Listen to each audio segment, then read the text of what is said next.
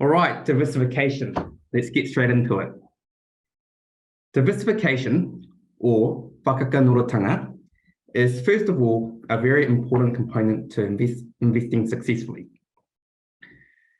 The way that I explain this to my clients will usually begin with bringing up the timeless proverb. Don't put all your eggs in one basket.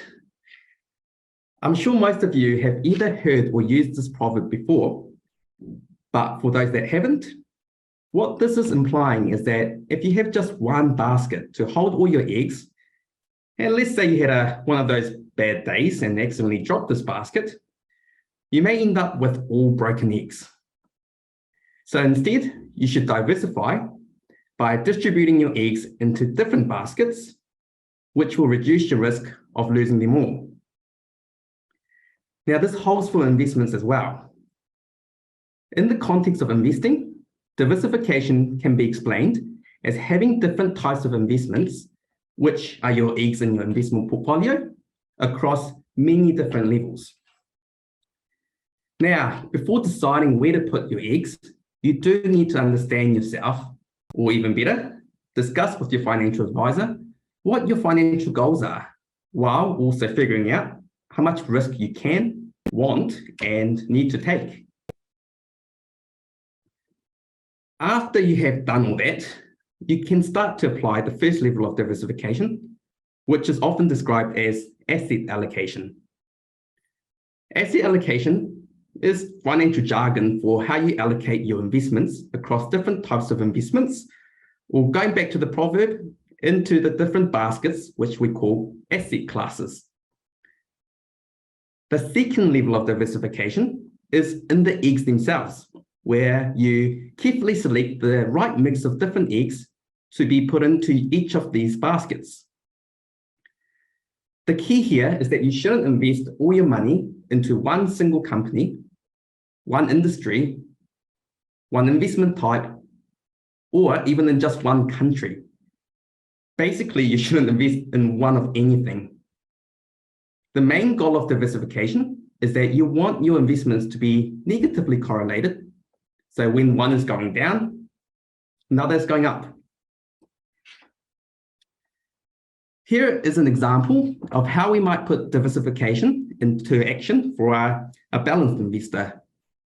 In this example, our investor invests 50% into growth assets, such as shares and property, and the remaining 50% into defensive assets, such as bond and cash. We will later refer to this strategy as the 50-50 strategy. The pie chart shows this portfolio's asset allocation, with the various colors representing individual asset classes. Remember, this was the first level of diversification. The numbers next to the asset classes represents the number of underlying investments within each asset allocation. That's the second level of diversification I spoke about earlier. All right, this is one of my favorite charts, which shows investment returns for various asset classes over the last 31 calendar years, from beginning of 1991 all the way through to the end of 2021. Now, I have squeezed all 31 years onto the slide, so it may be a bit hard on your eyes. Each color represents a different asset class, and they are ranked from the top performer to the bottom performer for each year. As you can see from this colorful table, everything looks completely random, and that's because it is. It's only human nature for us to try to find a pattern, even in something like this. However, the only thing here that resembles a pattern is that teal blue box, and I'll reveal to you soon what that box represents. But before that, I want us to take a closer look at some of the individual years, starting with 1992.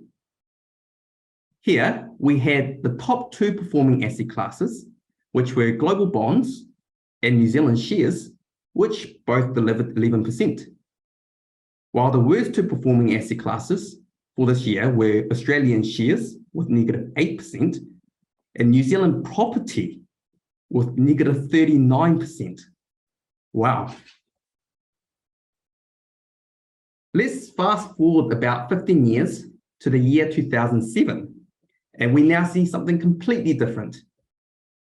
This year, the top 2 performing asset classes were emerging markets with 28% and Australian shares with 18%. While the worst 2 performing asset classes for this year were global property with 8%, negative 8%, sorry, and global shares with negative 21.